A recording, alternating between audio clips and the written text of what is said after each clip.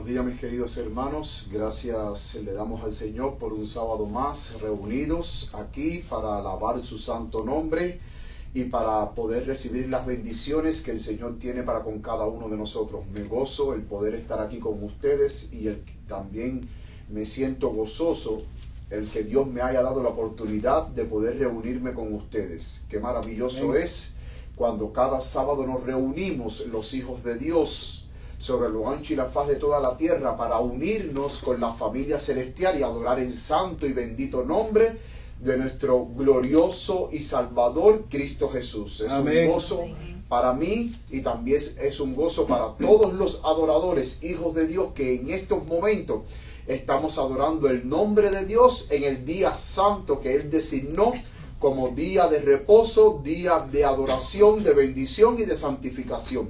Les extiendo a cada uno de los hermanos una cordial bienvenida, a los hermanos aquí presentes. Amén. Y también les extiendo una cordial bienvenida a los hermanos que están en línea, que siempre a través de las redes sociales están siguiendo nuestra página y también junto con nosotros estamos estudiando la palabra de Dios y estamos aprendiendo mucho acerca de la palabra de Dios y del espíritu de profecía. Amén. En esta mañana vamos a tener un tema muy interesante y también un tema muy importante. Y el título del tema que hoy vamos a estudiar se llama ¿qué es el manto de la justicia de Cristo? ¿Y por qué estudiar este tema? Porque es un tema muy importante que todos nosotros debemos de comprender. Yo recuerdo que antes en la iglesia, cuando yo era mucho más jovencito, yo a veces escuchaba a los hermanos, a los predicadores hablar del manto de la justicia de Cristo. Pero pocos sabían qué era realmente el manto de la justicia de Cristo.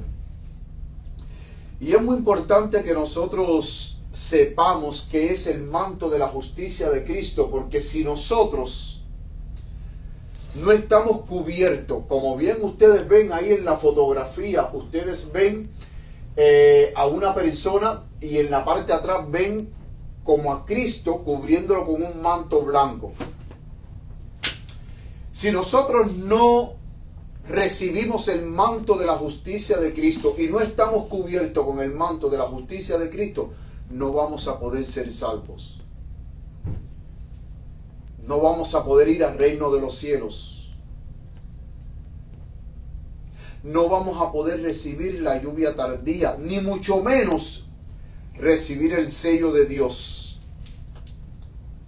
Si no recibimos el manto de la justicia de Cristo, nuestros nombres no van a permanecer en el libro de la vida, cuyo libro están escritos los nombres de aquellos que serán herederos para la salvación. Amén. Sin el manto de la justicia de Cristo estaremos completamente desprovistos de la protección del Señor cuando la gracia se cierre. No va a haber protección para mí si yo no estoy cubierto con el manto de la justicia de Cristo, porque ese manto de la justicia de Cristo precede a que yo reciba la lluvia tardía y sea sellado con el sello santo de Dios. Por eso es que es muy importante este tema. Pero si bien es verdad que el tema es muy importante, muy pocas personas conocen lo que es el manto de la justicia de Cristo. Y este tema, hermano, es un tema que hoy casi no se predica en la iglesia, excepto unos pocos hermanitos que a veces yo veo que en las redes sociales ellos hacen estudios desde sus hogares, ponen su teléfono, su cámara, y estudian y hablan acerca del manto de la justicia de Cristo, o el tema de la justificación por la fe. Porque el manto de la justicia de Cristo tiene que ver con el tema de la justificación por la fe. Amén. Un tema que hoy es completamente incomprendido. Un tema que hoy no es predicado en toda su plenitud. Un tema tan importante que aquella persona que predica el tema de la justificación por la fe es atacado. Satanás no quiere, hermanos.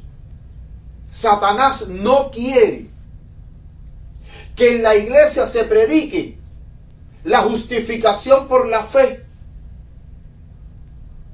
Satanás no quiere que dentro del pueblo de Dios los profesos, seguidores, hijos de Dios conozcan el tema de la justificación por la fe, pero mucho menos acepten el manto de la justicia de Cristo Jesús.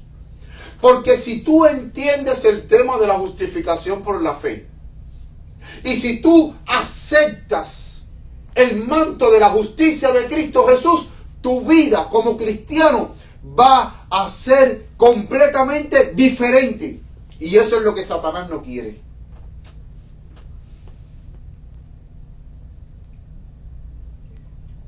Antes de seguir el tema, vamos a arrodillarnos para tener unas palabras de oración, para que el Señor nos dirija en este estudio y nos ilumine. Padre Santo que estás en los cielos, Señor, te damos gracias por tu bondad, por tu misericordia. Te damos gracias porque tú eres bueno. Te damos gracias, Señor, porque hasta aquí tú nos has mantenido con vida. En estos momentos, Padre, vamos a abrir tu palabra y queremos que tu Espíritu Santo se mueva con poder, permitiendo que nuestras mentes sean abiertas para aceptar esta linda y maravillosa verdad. Verdad importante para nuestra salvación. Quita todo prejuicio de nuestra mente, quita todo prejuicio de nuestro corazón.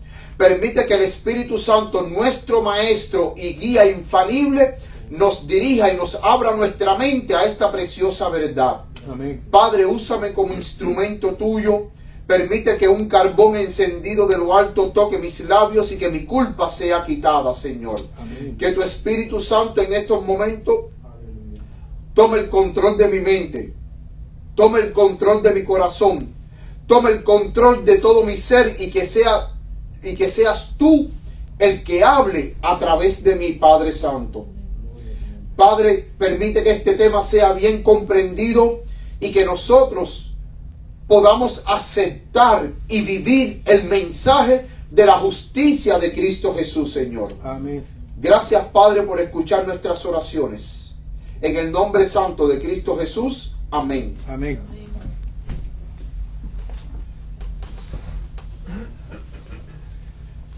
La lectura bíblica se encuentra en el libro de Job,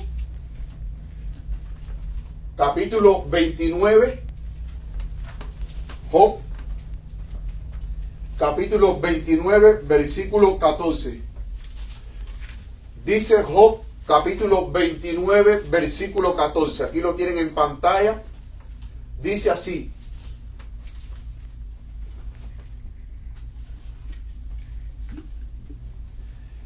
me vestía de justicia. Eso es Job diciéndolo.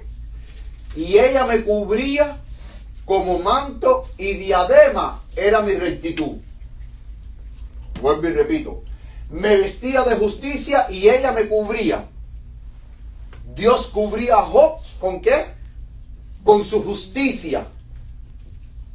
En un momento vamos a ver, de acuerdo a la Biblia, qué es la justicia de Dios. Y dice, como manto y diadema era mi rectitud. Saben que en 1888, del 17 de octubre al 4 de noviembre de 1888, en Minneapolis, Minnesota, se celebró el Congreso de la Asociación General. Un congreso que ha quedado para la historia. Y hoy en día, mis queridos hermanos, es muy interesante que hoy casi nadie habla con exactitud todo lo que sucedió en ese congreso. Lo único que se dice es, en ese congreso se rechazó el mensaje de la justificación por la fe. Noten que este congreso duró del 17 de octubre al 4 de noviembre. 18 días los delegados reunidos en Minneapolis. Y dice que fue precedido por un instituto bíblico de una semana de duración en el que se discutió, hubo varios temas de discusión. Número 1, si los hunos o los alemanes debieran constituir uno de los 10 cuernos, de acuerdo a Daniel capítulo 7, la cuarta bestia, que es Roma, que tenía 10 cuernos. Y entonces ahí se discutió si los hunos o los alemanes debieran constituir uno de los 10 cuernos, de los 10 reinos de Daniel capítulo 2 y 7 y de Apocalipsis 13. También se dio algunos estudios acerca de la expiación y la ley de Dios. Se habló también acerca de la justificación por la fe. También se discutió acerca de cuál ley se refería el libro de los Gálatas. Fueron 18 días reunidos discutiendo todos estos temas. Y en estos 18 días hubo 2 pastores jóvenes. Aquí se los voy a presentar. A su mano izquierda ven al pastor Alonso Trevier Jones. Y a su mano derecha ven al pastor L. Joseph Waggoner. Estos 2 pastores presentaron ante el Congreso de 1888 el tema de la justificación por la fe. Ya ellos antes del Congreso venían presentando estos temas. Pero en 1888, cuando se reunieron todos los delegados, ellos tuvieron la oportunidad de presentarlo a los delegados, a aquellos que no habían podido escuchar el tema de la justificación por la fe. La pregunta es, ¿qué es la justificación por la fe? Antes de continuar con el tema, vamos a ver qué es lo que es la justificación por la fe y vamos a ver qué fue lo que sucedió ahí, el por qué se rechazó este tema. Según la mensajera del Señor en el libro Fe y Obras, página 107, párrafo 1, ella nos dice qué es la justificación por la fe.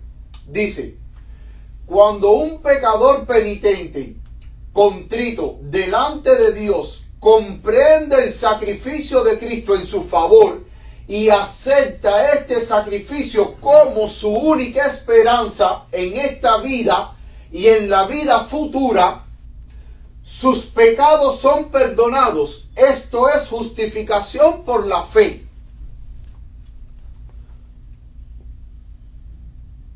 Esto fue lo que el pastor Jones y el pastor Waggoner presentaron ante el Congreso. Pero ellos dijeron que una vez que la persona va a Cristo, el pecador va a Cristo y acepta el sacrificio de Cristo como única garantía para su salvación, ya que el hombre quebrantó la ley de Dios y es imposible de que el hombre pueda hacer algo por él mismo, ya que la palabra de Dios dice que el pecado es infracción de la ley de Dios. Pero también la palabra de Dios dice que más la paga del pecado que es la muerte. El hombre quebrantó la ley de Dios, merece la muerte. Cuando el pecador ve que él quebrantó la ley de Dios, el pecador tiene esperanza al mirar a Cristo y ver de que Cristo, como sustituto, tomó su lugar para morir la muerte que el pecador merece morir. En la cruz del Calvario hubo un cambio. Hubo un cambio. la muerte que el pecador merecía morir, Cristo tomó los pecados, nuestros pecados, y cargó con él en la cruz del Calvario. Entonces, la vida que Cristo tenía, porque Cristo fue un ser santo, un ser perfecto que nunca pecó, vivió una vida de completa obediencia, obedeciendo perfectamente la santa ley de Dios. Cristo no podía morir, porque si la paga del pecado es la muerte, y Cristo no pecó, Cristo no iba a morir. Entonces la vida de Cristo se la imputaba o se la acreditaba al pecador que merecía la muerte por haber pecado.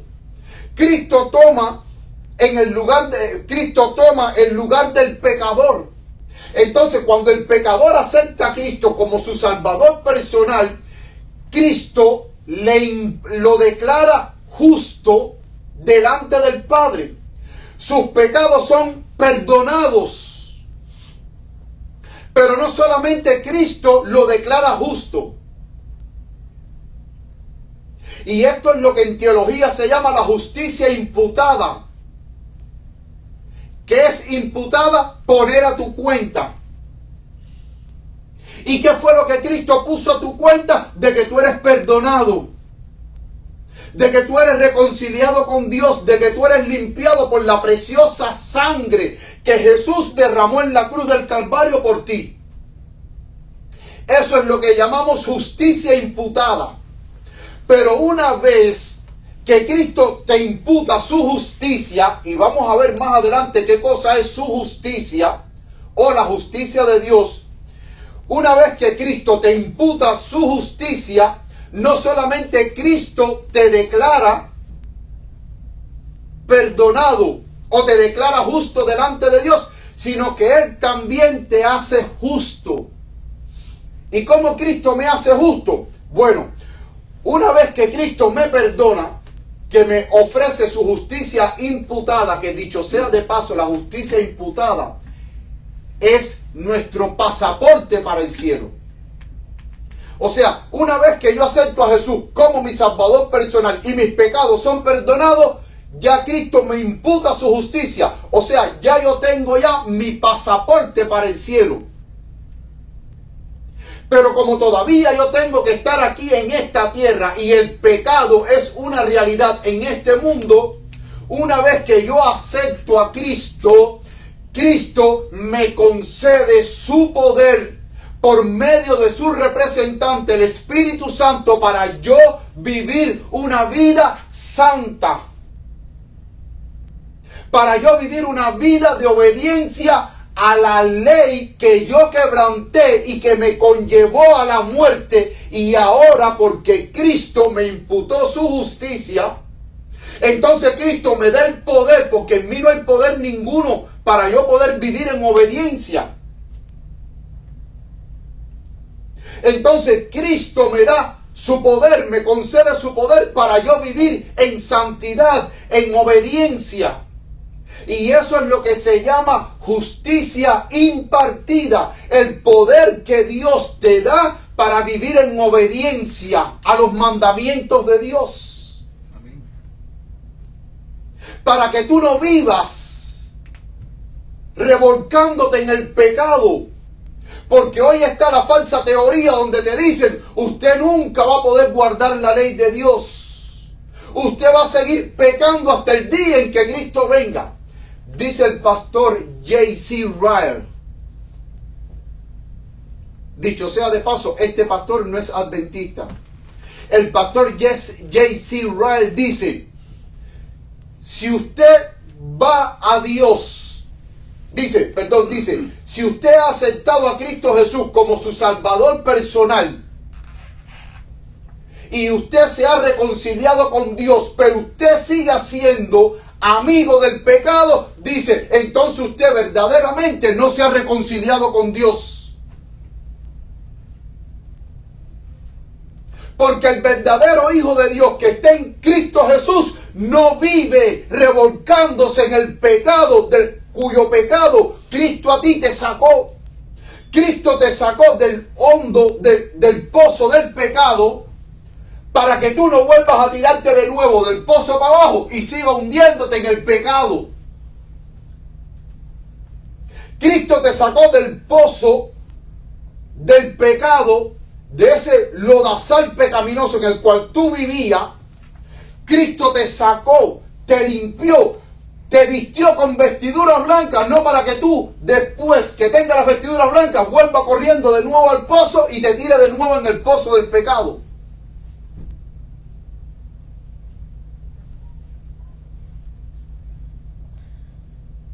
Cristo nos da el poder para que cada día nosotros vivamos haciendo la voluntad de Dios. Y lo que antes para nosotros, una vez que hemos sido reconciliados con Dios, lo que antes para nosotros era bueno, maravilloso, vivir en pecado, ahora el pecado llega a ser repulsivo, repugnante para el verdadero Hijo de Dios que ha nacido de nuevo. Por eso es que nosotros tenemos que analizarnos y ver si nosotros realmente hemos sido reconciliados con Dios. Porque como bien dijo el pastor J.C. Ryle, si usted aceptó a Cristo Jesús y Cristo Jesús lo reconcilió con Dios, pero usted sigue siendo amigo del pecado, entonces usted realmente no ha sido reconciliado con Dios.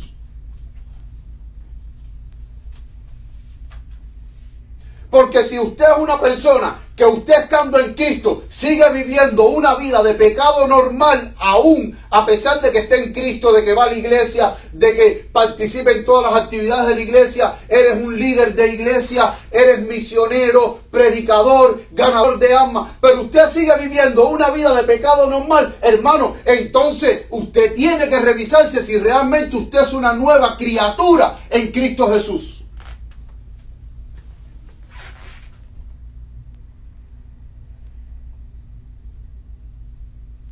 Y eso fue lo que Jones y Waggoner plantearon.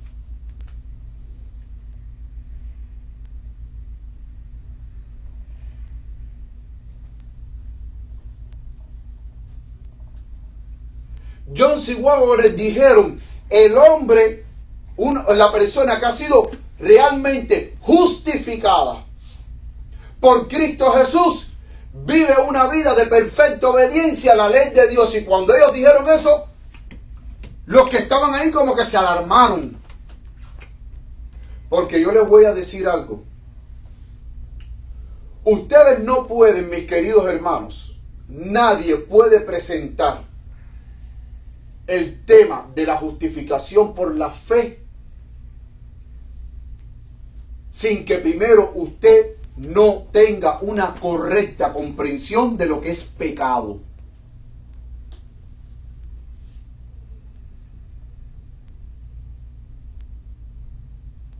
Número 2. Usted no puede presentar el tema de la justificación por la fe sin que primero usted no comprenda con qué tipo de naturaleza humana vino Cristo a esta tierra. Porque Jones y Waggoner, cuando presentaron el tema de la justificación por la fe en el Congreso de Minneapolis, ellos dijeron, Cristo vino con una naturaleza humana poslanzaria. Cuando ellos dijeron eso, se quedaron como que, ¿cómo? ¿Y esta teología qué cosa es? ¿Qué cosa es la naturaleza humana poslanzaria de Cristo? Fácil. De que Cristo vino con una naturaleza humana como la de nosotros, debilitada por cuando Él vino. Por 4000 años de pecado, Cristo vino con una naturaleza humana pecaminosa, con carne pecaminosa. Y la sierva de Dios dice de que Cristo tenía pasiones como las de nosotros. Pero también la mensajera del Señor, hablando de la naturaleza humana de Cristo, ella va un poco más allá y dice, Cristo tenía tendencias heredadas, pero no cultivadas.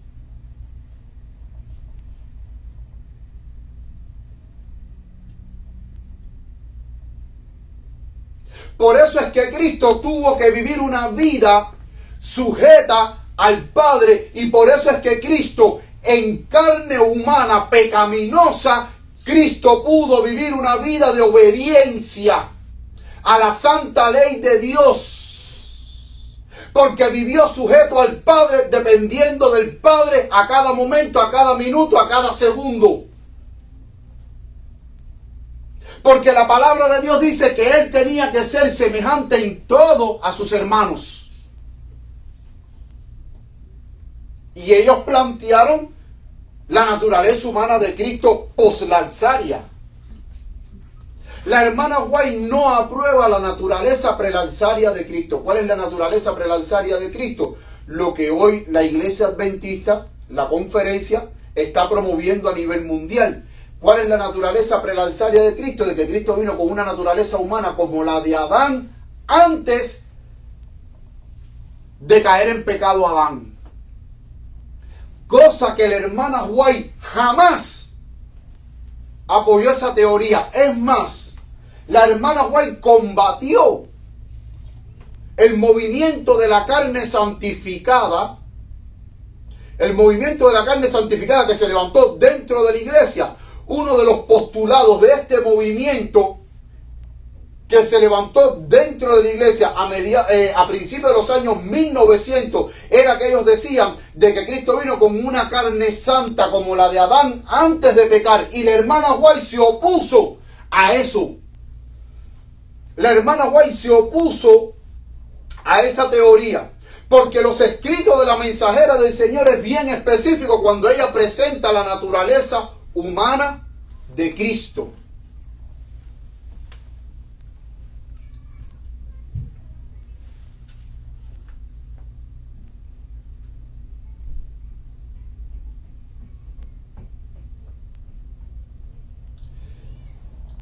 Cuando los pastores John y Wagner presentaron este mensaje, hubo una gran oposición, grande oposición, hermanos.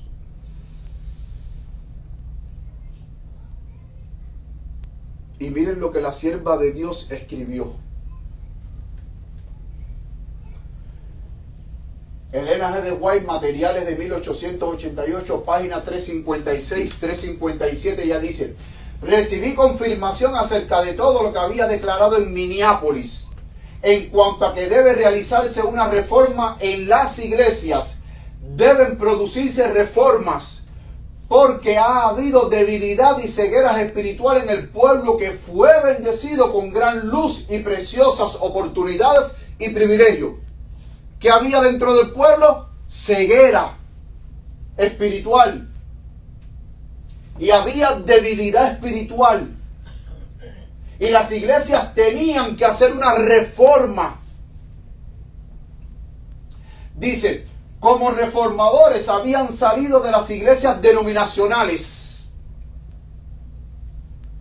¿A qué iglesia se está refiriendo Elena G. de White? Al principio del movimiento milerita, cuando ella salió de la iglesia metodista, y todos los que compusieron el movimiento milerita eran hermanos de diferentes confesiones cristianas que se unieron en el movimiento milerita. Y después que pasó el gran chasco de 1844, ese grupo formó lo que es la iglesia adventista del séptimo día. Por eso es que ella dice, como reformadores habían salido de las iglesias denominacionales. Y ahora hay algo muy interesante. Cuando el movimiento milerita, todos aquellos que se unieron a Miller para predicar la segunda venida de Cristo, fueron rechazados y expulsados de sus iglesias. Fueron desfraternizados. Fueron repudiados.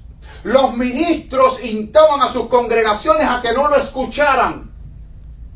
Y entonces dice ella ahora, pero ahora, o sea, los pastores que habían participado en el movimiento milerita y todos aquellos que se habían unido al movimiento milerita después del gran chasco, dice, pero ahora juegan un papel semejante al que habían desempeñado las iglesias. O sea, los pastores en el Congreso de Minneapolis estaban ahora rechazando a los mensajeros de Dios, estaban repudiando a los mensajeros de Dios.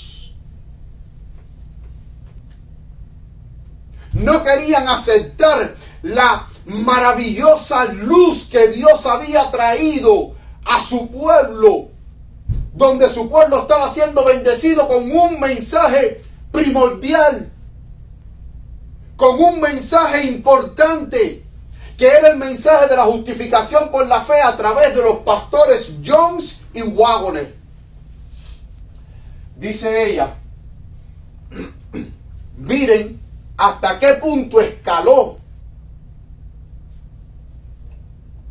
todo lo que sucedió en ese congreso, que leyendo yo este maravilloso libro, El retorno de la lluvia tardía, es un libro que se lo recomiendo a todos, hermanos. Aquí habla todo lo que sucedió en el congreso de 1888. Imagínense ustedes que hubo una noche en que terminó la sesión y los pastores fueron a dormir, y la hermana White, el Señor le mostró una visión. ¿Y sabe cuál fue la visión que le mostró?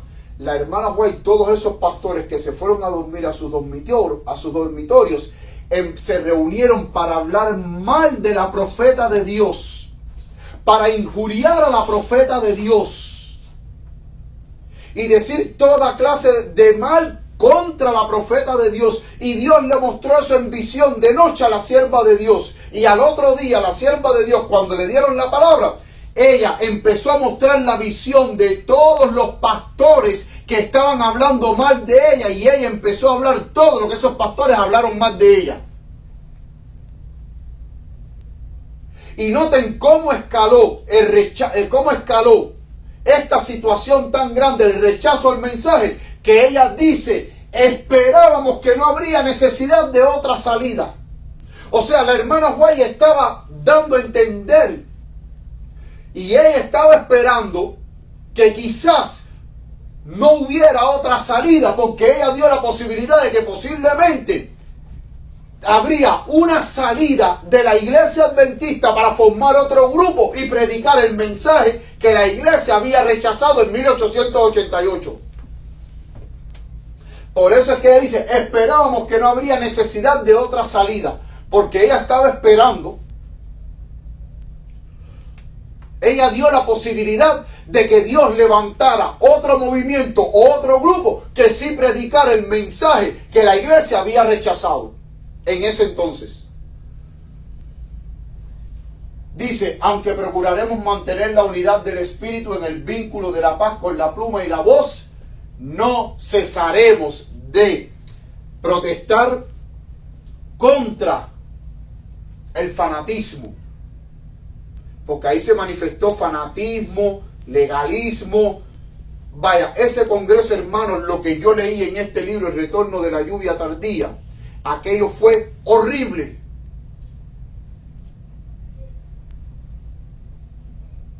Horrible.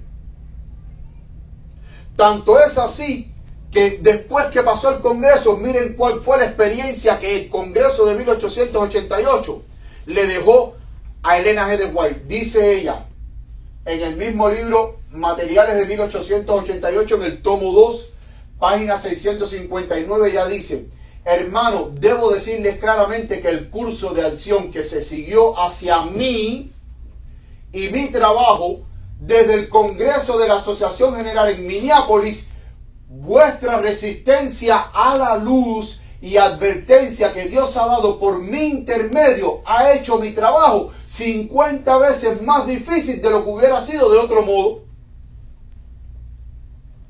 Pero ahora ella sigue diciendo en el tomo 1 del mismo libro, porque quiero decirle que este libro, Materiales de 1888, son 4 tomos. Este libro son 4 tomos que ella escribió relatando todo lo que sucedió en ese congreso.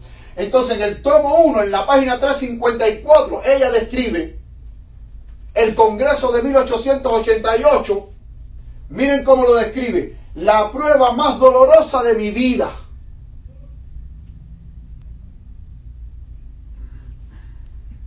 Y en el tomo 4, en la página 1796, ella vuelve a describir su experiencia en el congreso de 1888 como uno de los capítulos más tristes en la historia de los creyentes en la verdad presente.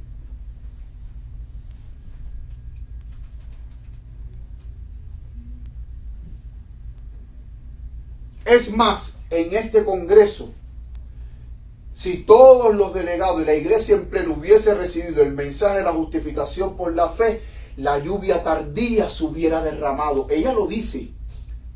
La lluvia tardía se hubiera derramado, hubiese comenzado el fuerte pregón y la iglesia hubiera cumplido su misión y Cristo hubiera venido en ese año. O en el siguiente año. En 1889 se hubiera acabado la historia de este mundo.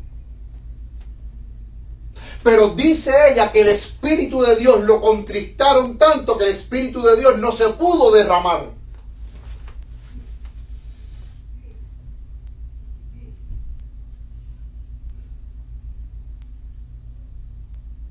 El Espíritu de Dios, mis queridos hermanos, no se pudo derramar.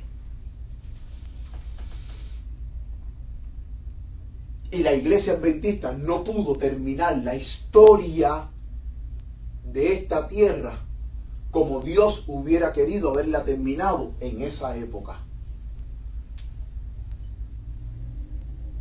Hubo resistencia a la luz que Dios envió. ¿Será de que hoy estaremos cometiendo los mismos errores? Que estamos resistiendo a aceptar la luz, esa preciosa luz que es el mensaje de la justificación por la fe. Vamos a ver la palabra de Dios ahora, que es la justicia de Cristo. Y para comenzar, la palabra de Dios, si nosotros vamos al libro en el Salmo 89, versículo 14, Salmo 89, versículo 14, dice la palabra de Dios: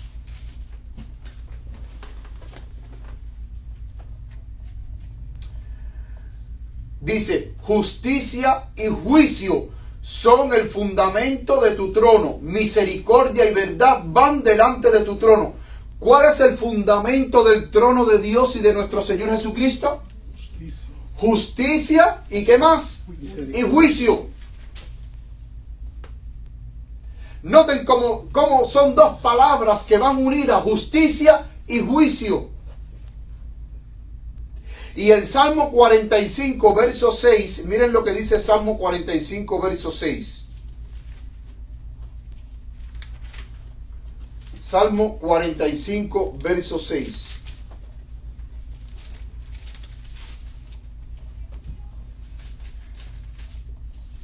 Salmo 45, verso 6 dice: tu trono, oh Dios, es eterno y para siempre. Cetro de equidad es el cetro. Cetro de equidad es el cetro de tu reino. Hay otras versiones que dice que cetro de justicia es el cetro de tu reino. O sea, el fundamento del trono de Dios es juicio y justicia. Y su cetro, ¿qué es? Es justicia. Es el fundamento de Dios, la justicia. Es el fundamento del trono de Dios.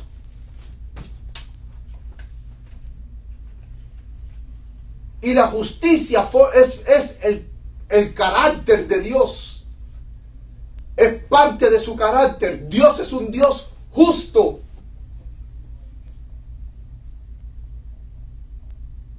Entonces, si la justicia es el fundamento del trono de Dios, entonces, ¿qué es la justicia? La palabra de Dios en el Salmo 119 nos dice qué es la justicia de Dios. Salmo 119, versículo 172. Salmo 119, versículo 172, versículo 172 dice: abra mi lengua tus palabras, porque todos tus mandamientos son justicia. Entonces, ¿qué es la justicia de Dios? La ley de Dios. ¿Qué es el fundamento del trono de Dios? Su santa ley. Por eso es que el Salmo 89:14, cuando dice que justicia y juicio son el fundamento del trono de Dios. O sea, el fundamento del trono de Dios, el fundamento de su gobierno es su santa ley.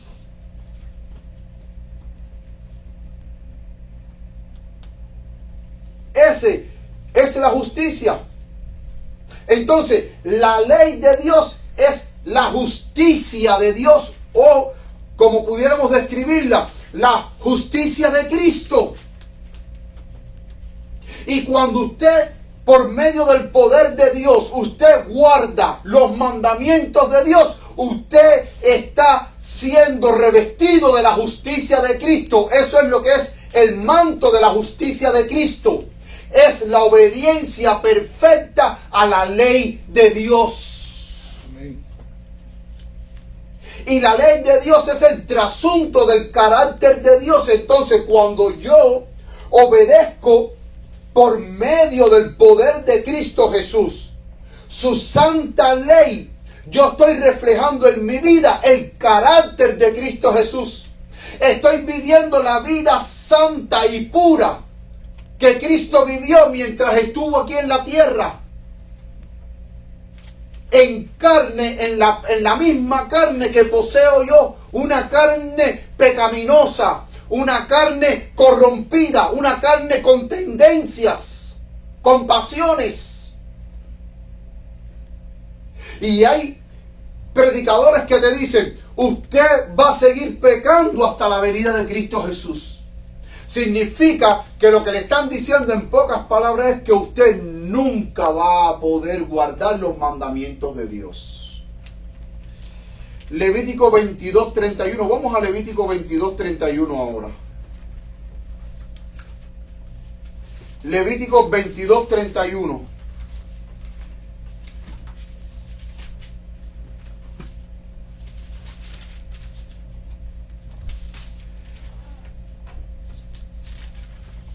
Miren lo que dice Levítico 22:31.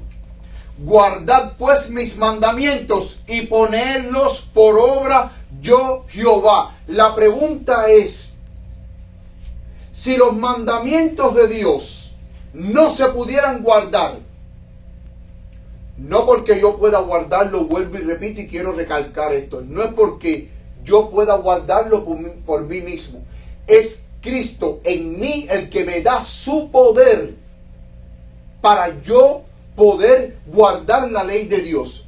Si los mandamientos de Dios no se pudieran guardar, mis queridos hermanos, pues entonces, ¿por qué Dios al pueblo de Israel constantemente le repetía, guarden mis mandamientos, guarden mis testimonios, guarden mis estatutos, pónganlo por obras?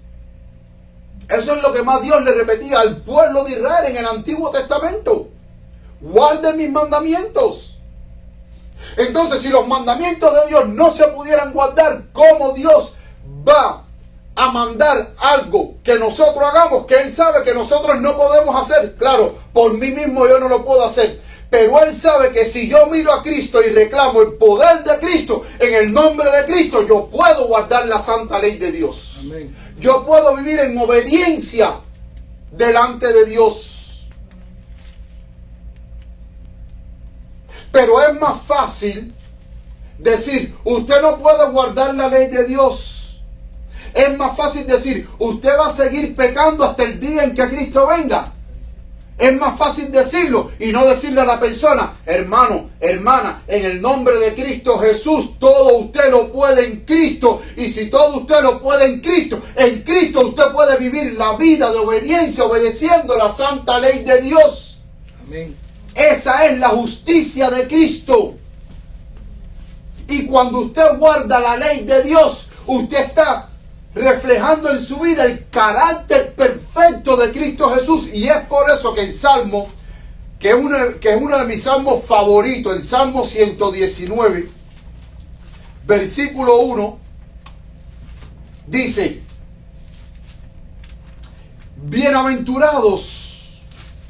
¿Quiénes son los bienaventurados? Pero la palabra bienaventurado, ¿qué significa? Felices. Felices. Doblemente feliz. Doblemente feliz. ¿Y quiénes son los que son felices, mis queridos hermanos? El Salmo 119, 1 lo dice. Salmo 119, versículo 1 dice, felices. ¿Quiénes?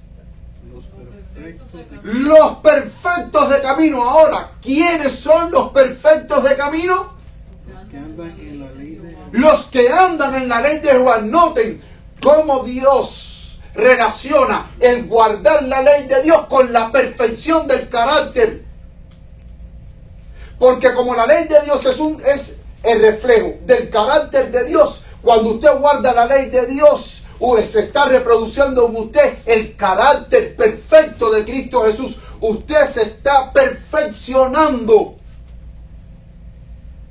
en el carácter santo, inmaculado y puro de nuestro Señor Jesucristo.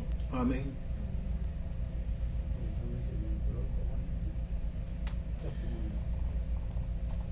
Miren lo que dice la mensajera del Señor. Testimonios para los ministros, página 91, párrafo 2. En su gran misericordia el Señor envió un preciosísimo mensaje a su pueblo por medio de los pastores Waggoner y Jones. ¿A través de quién Dios envió el mensaje?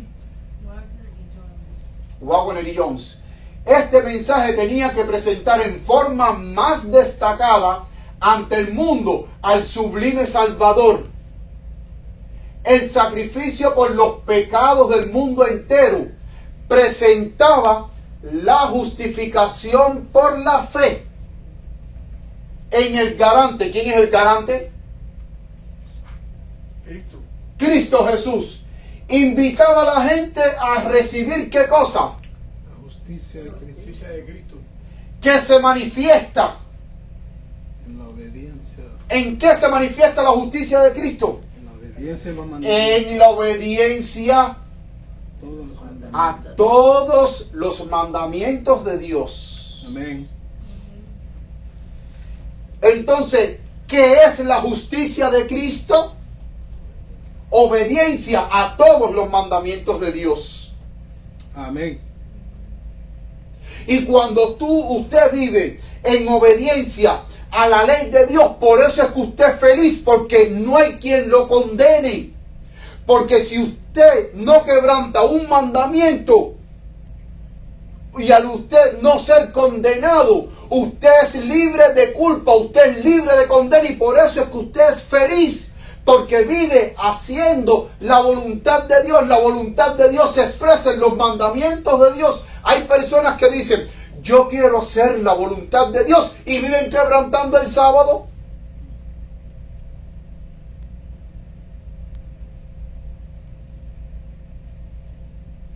La ley de Dios es una expresión de la voluntad de Dios. Amén.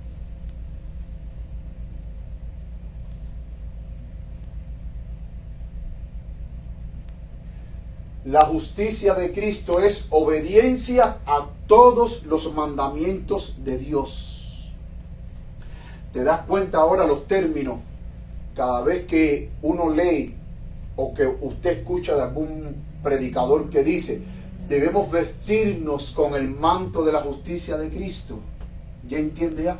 Porque el vestirse con el manto de la justicia de Cristo es guardar los mandamientos de Dios y reflejar el carácter de Cristo, porque los mandamientos de Dios es el trasunto del carácter de Dios. Amén.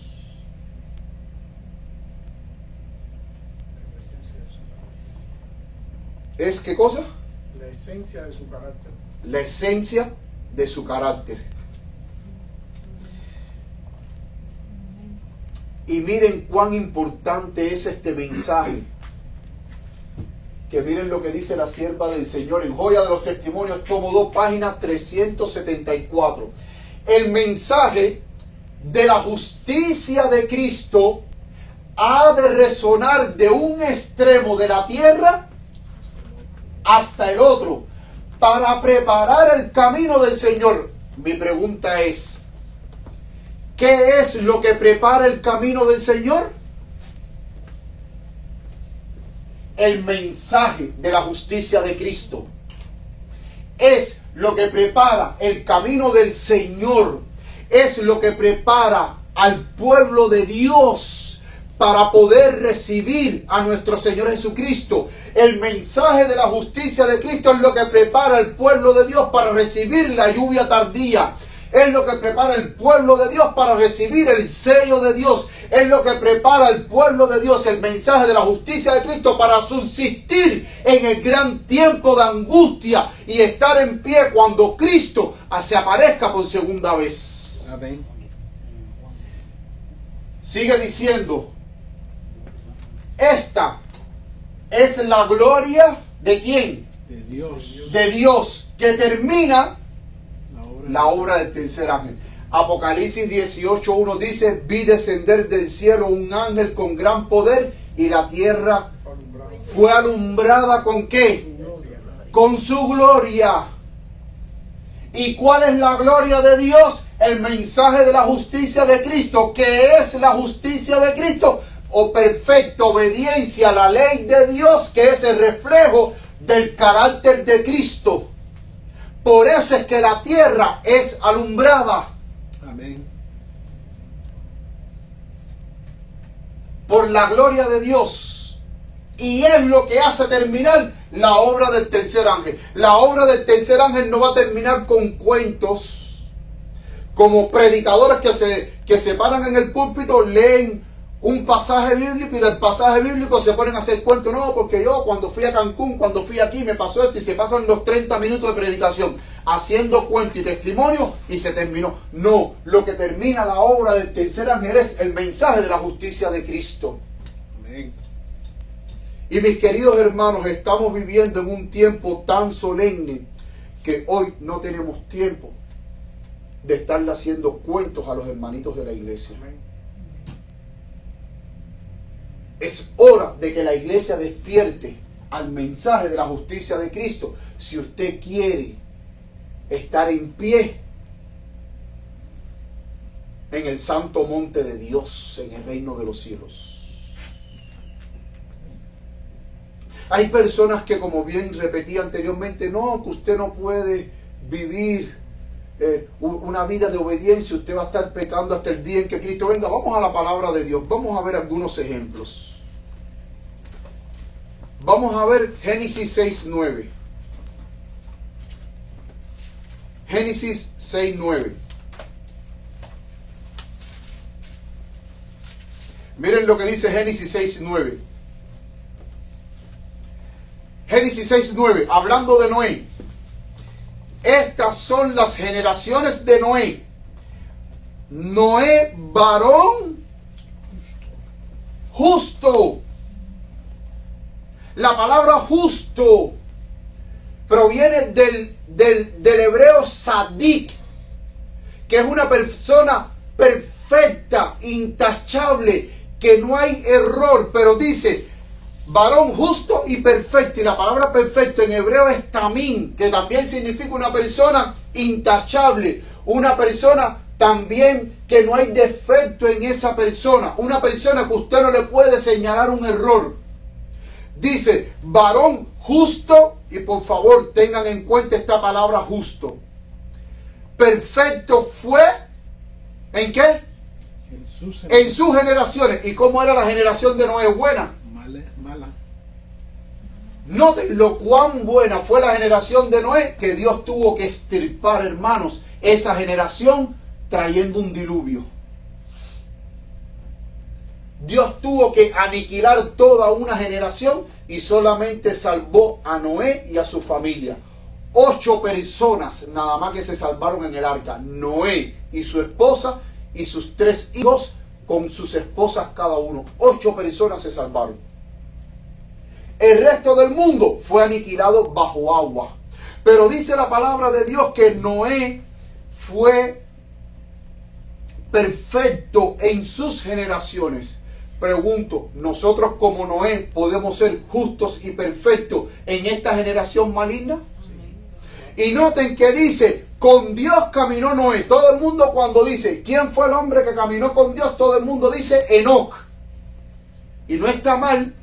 Enoc caminó con Dios, pero aquí me dice de que Noé caminó con Dios. en su generación, en medio de una generación maligna y perversa, Noé se mantuvo perfecto, intachable, obediente a la ley de Dios. Vamos a otro ejemplo, Job 1:1. Miren lo que dice Job 1:1.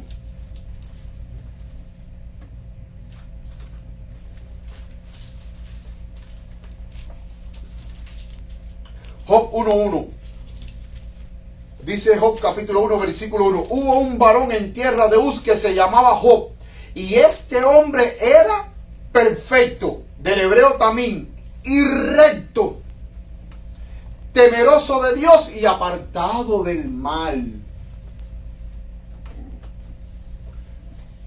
4 características se mencionan de Job: perfecto, recto, temeroso de Dios y apartado del mal. Noé, ¿cómo era? Varón justo y ¿qué? Y perfecto. Job, ¿cómo era? Perfecto, recto, temeroso de Dios y apartado del mal. ¿Y quién es la persona perfecta según Salmo 119:1? Los que guardan la ley de Jehová, así lo dice el Salmo 119. Entonces, estos santos varones de Dios guardaban la ley de Dios, obedecían los mandamientos de Dios. Amén. Sí, estaban cubiertos con la justicia de Cristo. Amén. Vamos a ver un tercer ejemplo. Vamos a Lucas capítulo 1. Hay muchísimos ejemplos, pero vamos a ver solamente estos 3 ejemplos.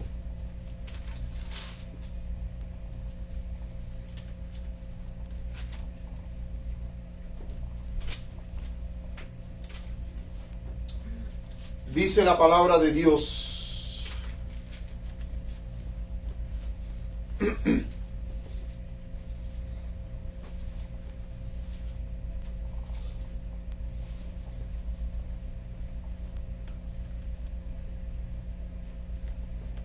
Dice Lucas capítulo 1 versículo 6, hablando de Zacarías, el sacerdote Zacarías y su esposa Elizabeth, los padres de Juan el Bautista. Miren cómo los describen, miren qué lindo, hermanos, miren.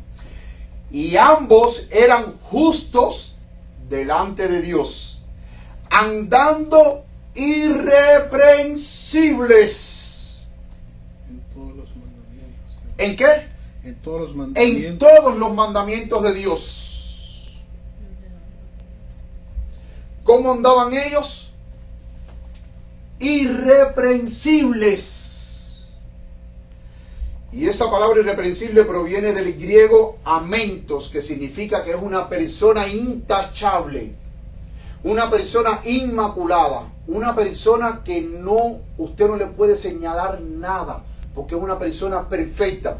Pero me llama la atención que dice que ambos eran justos. Hermano, cuando yo estuve estudiando este tema, cuando la Biblia describe a alguien como varón justo, esa palabra justo, principalmente en el Nuevo Testamento, viene del griego dikaio.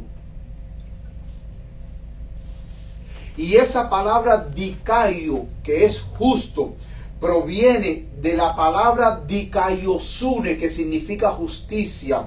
Vamos ahora a Efesios 4:24. Miren lo que dice Efesios 4:24. Efesios 4:24.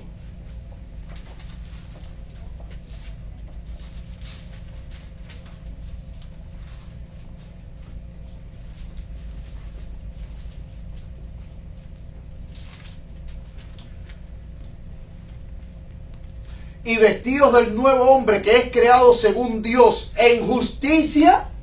¿Y en qué? Y en santidad verdadera. La palabra justicia en griego es dikaiosune. Y la persona que practica la justicia, que vive en obediencia a los mandamientos de Dios, se les llaman personas justas. Dikaio.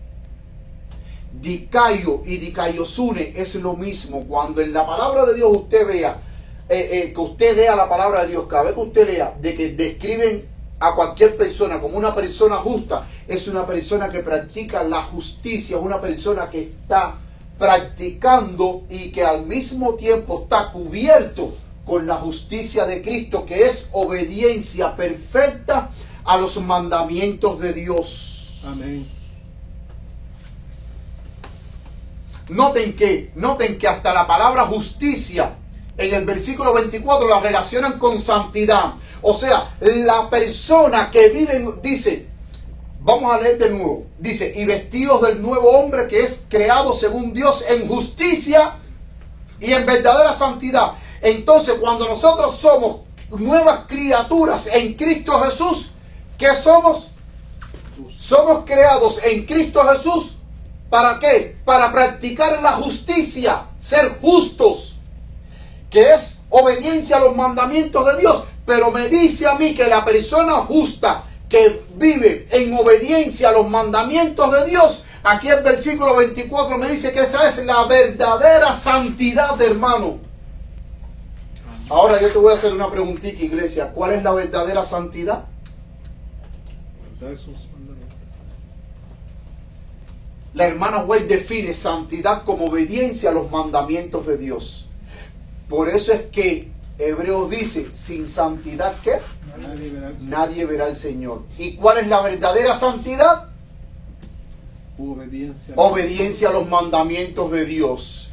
¿Cuál es la falsa santidad? Aquellos predicadores que te dicen que usted no va a poder vencer el pecado. Te dice que usted va a seguir pecando hasta el día en que Cristo venga. Sigue creyendo en Cristo, sigue amando a Cristo, sigue predicando a Cristo, pero sigue pecando porque usted no va a poder vencer el pecado. Eso es falsa santidad, porque la verdadera santidad, aquí en el versículo 24 me dice que es justicia. Y justicia, ¿qué cosa es? Como vimos en el Salmo 119, versículo 172, son los mandamientos de Dios. ¿Saben cuál es el problema de la iglesia de la Odisea? ¿Saben cuál es el problema de la iglesia de la Odisea? Gracias a Dios que estudiando este tema pude comprender cuál era el gran problema de la iglesia de la Odisea. ¿Saben cuál es el gran problema de la iglesia de la Odisea? Que la iglesia de la Odisea ha rechazado el mensaje de la justificación por la fe en Cristo Jesús. Ha rechazado el mensaje de la justificación por la fe representado en la justicia de Cristo.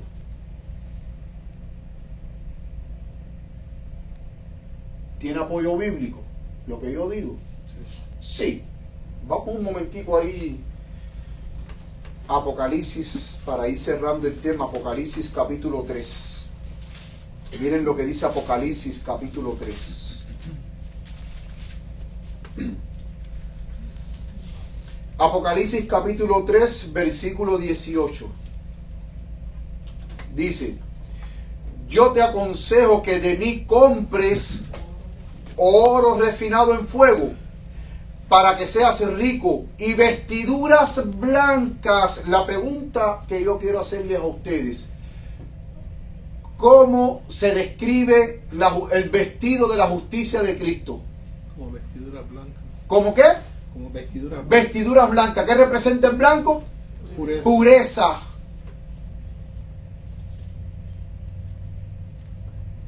¿Y quién es una persona pura que vive en pureza? Aquella persona que vive en obediencia a los mandamientos de Dios, que es irreprensible, que es perfecto, que es temeroso de Dios y apartado del mal. Sigue diciendo: y no se descubra la vergüenza de tu desnudez, unge tus ojos con colirio para que veas.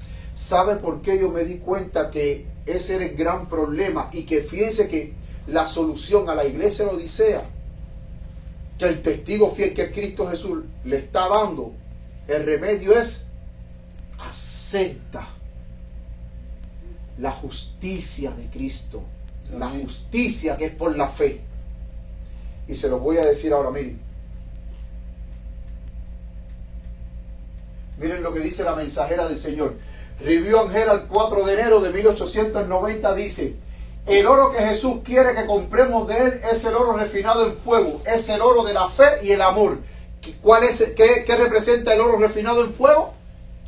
La fe que obra por el amor. Sigue diciendo que no tiene ninguna sustancia contaminadora mezclada con él. Las vestiduras blancas son ¿qué?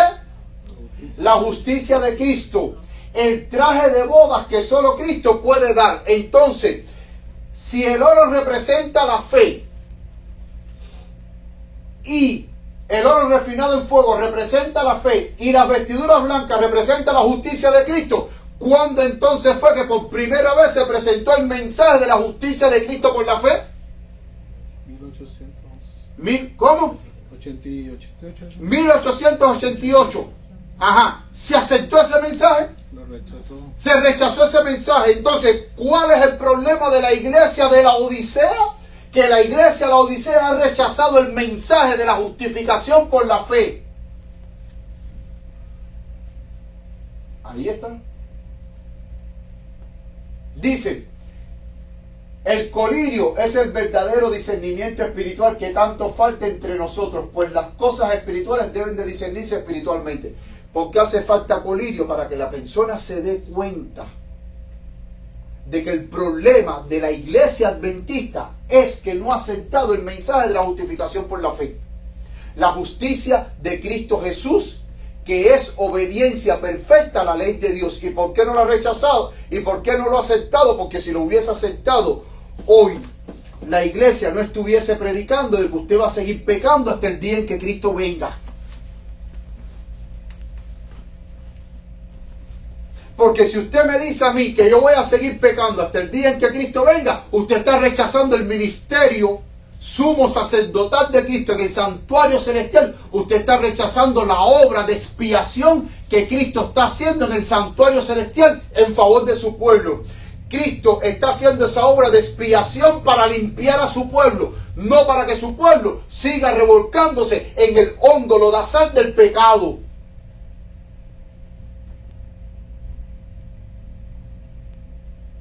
Ese es el problema de la iglesia de la Odisea. Y hasta que la iglesia de la Odisea no acepte el mensaje de la justificación por la fe, el mensaje de la justificación por la fe, la justicia de Cristo Jesús por fe, va a seguir siendo una iglesia tibia, pobre, miserable, desventurada, ciega.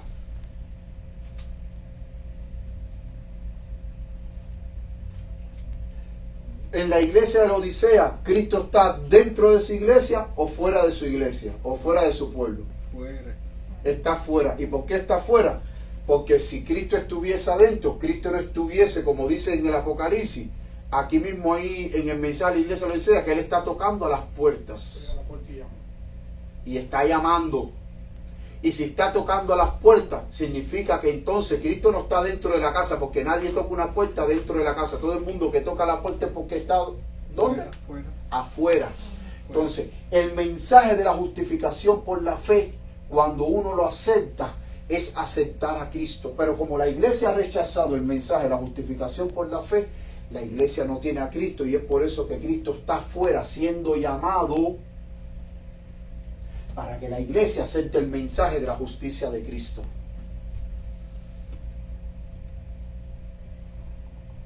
Hay una foto que yo quiero presentar aquí, esta foto. ¿Qué está haciendo Cristo? Vistiendo a un pecador, ¿sí?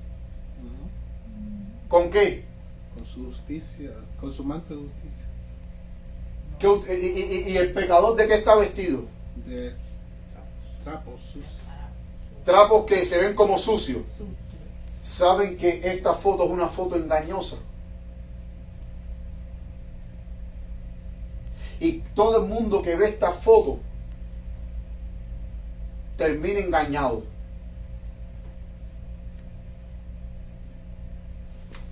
¿Y saben por qué terminan engañados? Porque cuando ven esta foto, cuando usted va al libro de Zacarías, en el capítulo 4 del libro de Zacarías, ¿ustedes se acuerdan la visión del sumo sacerdote Josué?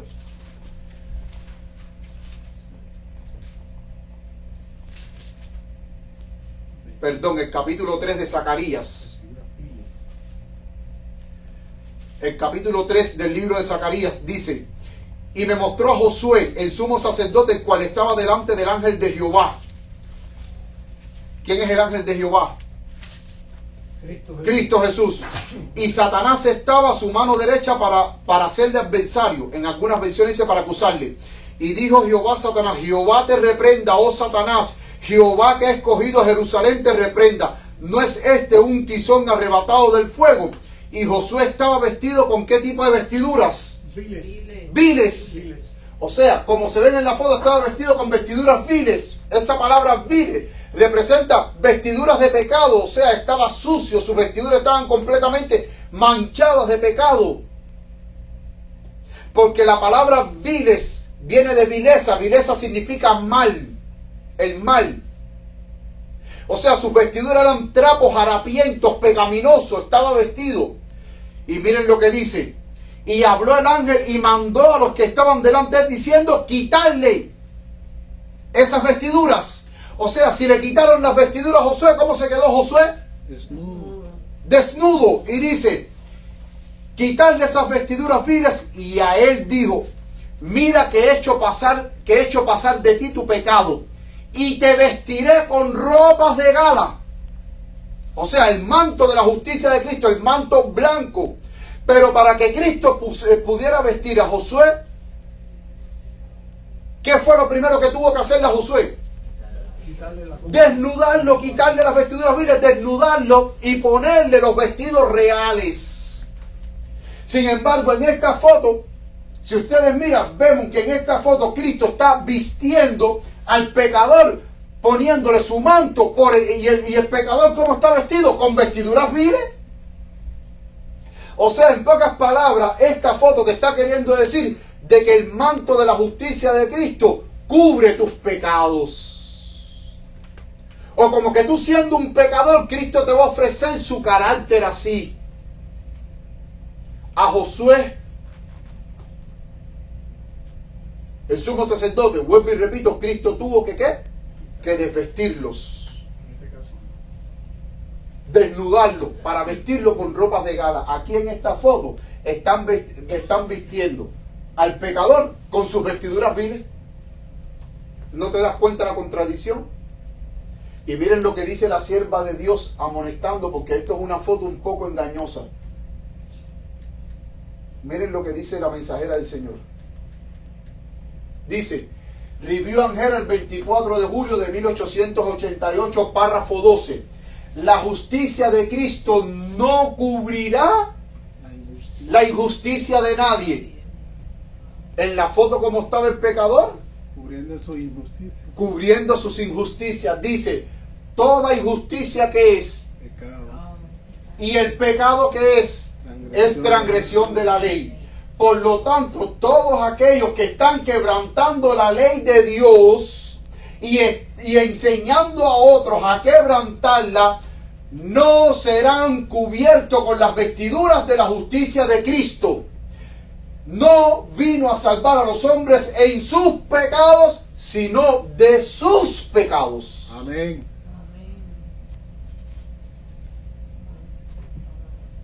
Hay otra cita que no la puse aquí, de la hermana White, que dice que el manto de la justicia de Cristo Jesús no es un manto para cubrir pecados no confesados y no abandonados. Eso dice la mensajera del Señor. No lo incluí aquí esa diapositiva.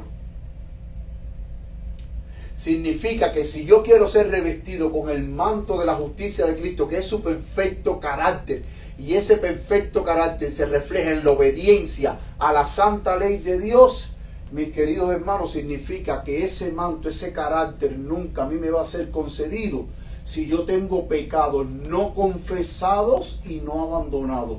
No es solamente confesarlo, es confesar el pecado, pero abandonar el pecado. No es confesar el pecado y seguir viviendo en el pecado. ¿Te das cuenta, mis queridos hermanos, cómo necesitamos estudiar para que no nos engañen? Y estas cosas que yo le estoy diciendo a usted, de que usted va a seguir pecando hasta el día en que Cristo venga, de que no importa, de que así con eso, con ese manto vil, Cristo te va a poner su manto de justicia por arriba. Eso yo lo he escuchado de predicadores años atrás. Pero cuando yo vengo a estudiar a profundidad este tema, me he dado cuenta los errores y los engaños que hemos venido escuchando, que nos han introducido, hermanos, en nuestra mente. Y que es hora que nosotros abramos nuestra mente y estudiemos la Biblia por nosotros mismos. Amén. Para no seguir siendo engañados.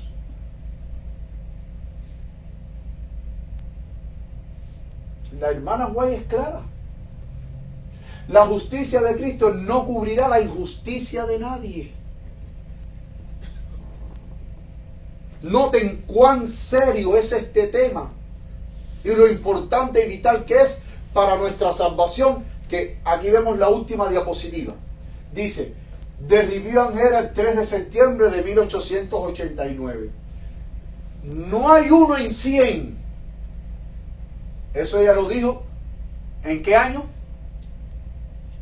1889. Dice, no hay uno en 100 que entienda por sí mismo la verdad bíblica sobre este tema. Cuando yo leí este artículo completo, ella ahí se estaba refiriendo al tema de la justificación por la fe. Ella dijo en 1889 que no hay uno en 100 que entienda por sí mismo la verdad bíblica sobre este tema. Si ella lo dijo en 1889 y ella hoy se levanta en el 2024, diría que no hay uno en 100 que entienda por sí mismo esta verdad bíblica, ¿qué diría? ¿Uno en 100? Uno en 1.000.000, dice el hermano César.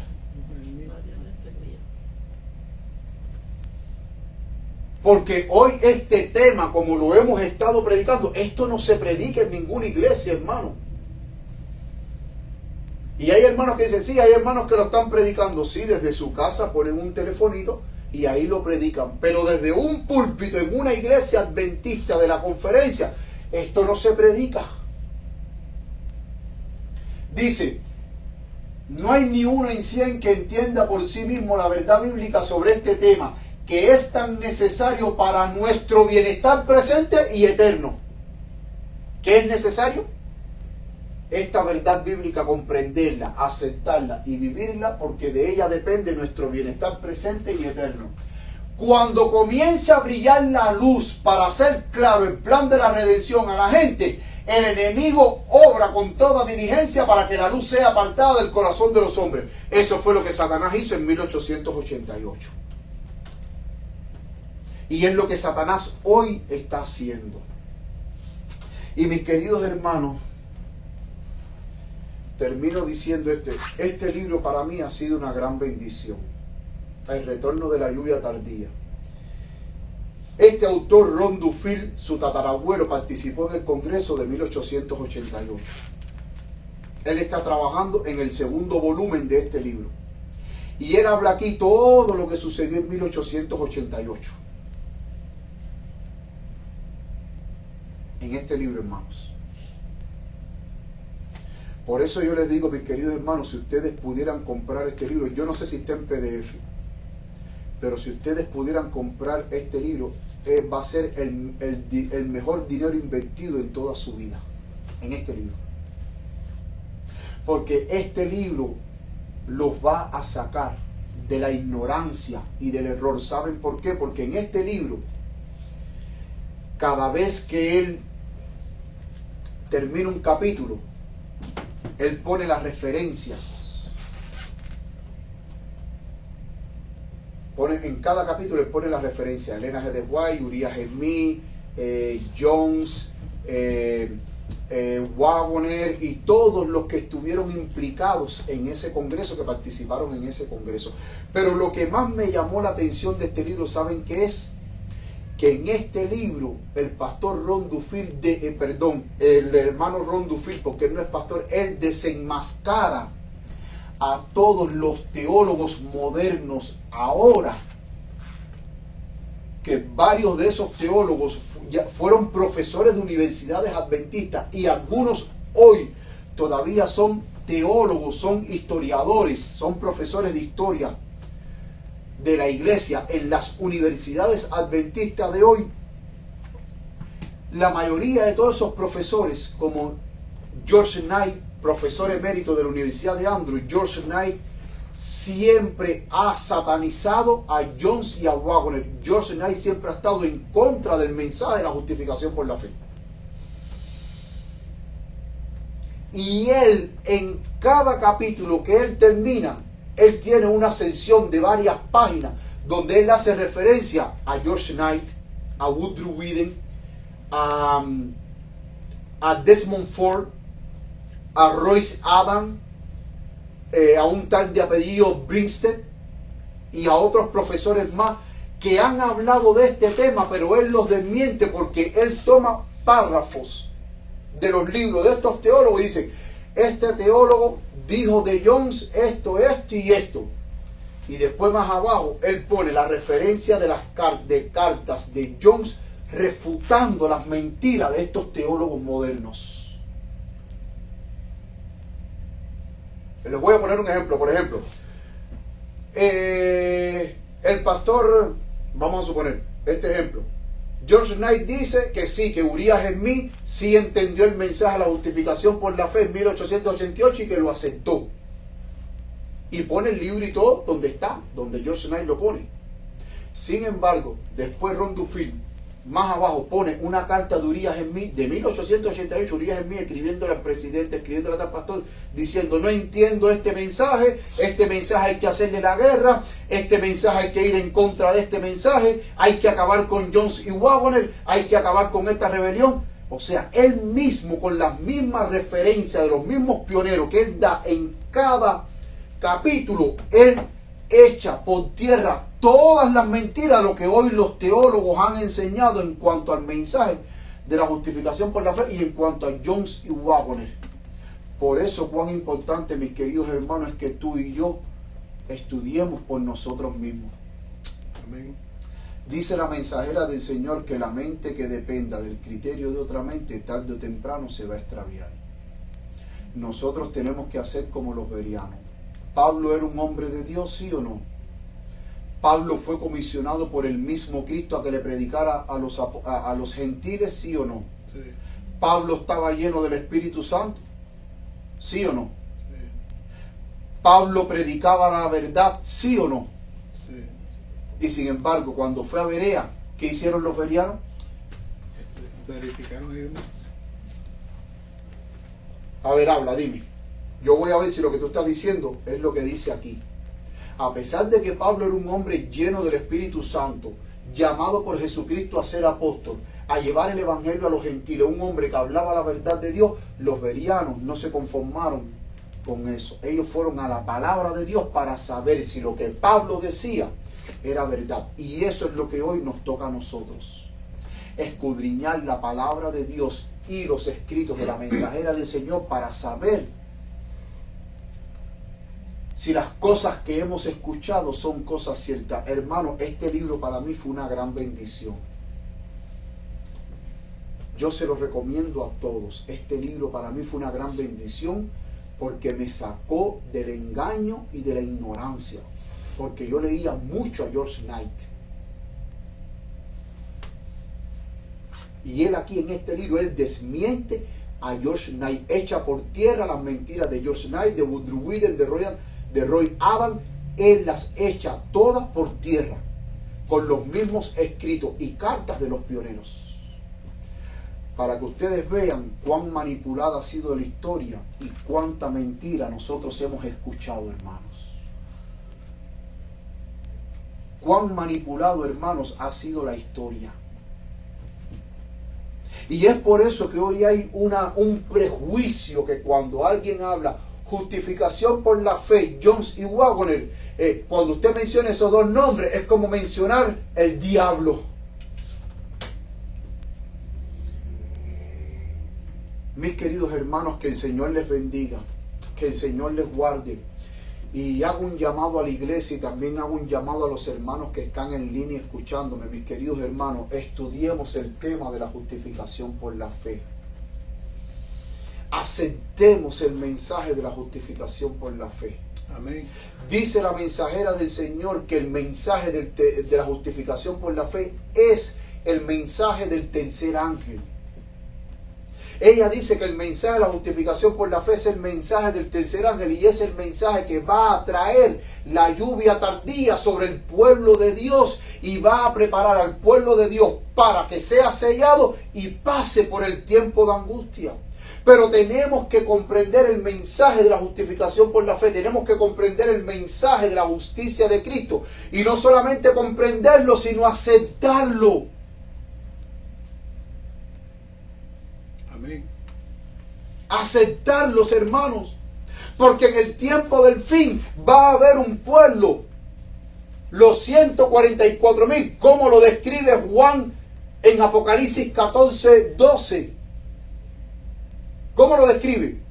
He aquí la paciencia de los santos, los que guardan los mandamientos de Dios. ¿Y los mandamientos de Dios qué es? Es la justicia de Dios. ¿Y qué tienen? La fe de Jesús. Se dan cuenta cómo el pueblo final, los 144,000 en ese texto de Apocalipsis 14:12, guardan los mandamientos de Dios. Salmo 119, versículo 172 dice que los mandamientos de Dios es ¿qué cosa? La justicia de Dios. ¿Cuál es el cimiento del trono de Dios?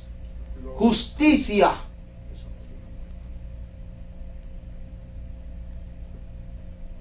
Y Efesios 4:24 dice que el nuevo hombre está vestido en justicia, que es la verdadera santidad. Y el pueblo final, los 144,000 que estén vivos hasta la venida de Cristo Jesús, dice, guardan los mandamientos de Dios, que es la justicia, y tienen ¿qué cosa? La fe de Jesús. Justicia por la fe. Justicia y fe. El mensaje de la justificación por la fe. Los 144,000 están cubiertos con la justicia de Cristo Jesús. Por eso Apocalipsis 14, en el capítulo 14, dice que los 144,000, ¿cómo son sus vestiduras? Blancas. ¿Y qué representan esas vestiduras blancas? Pureza. Pureza representa la justicia de Cristo Jesús. Mis queridos hermanos, que el Señor les bendiga y que el Señor les guarde, es mi sincero deseo. Y que nosotros podamos aceptar ese manto de la justicia de Cristo. Que Dios les bendiga y puestos todos ahora de pie, vamos a cantar el himno final.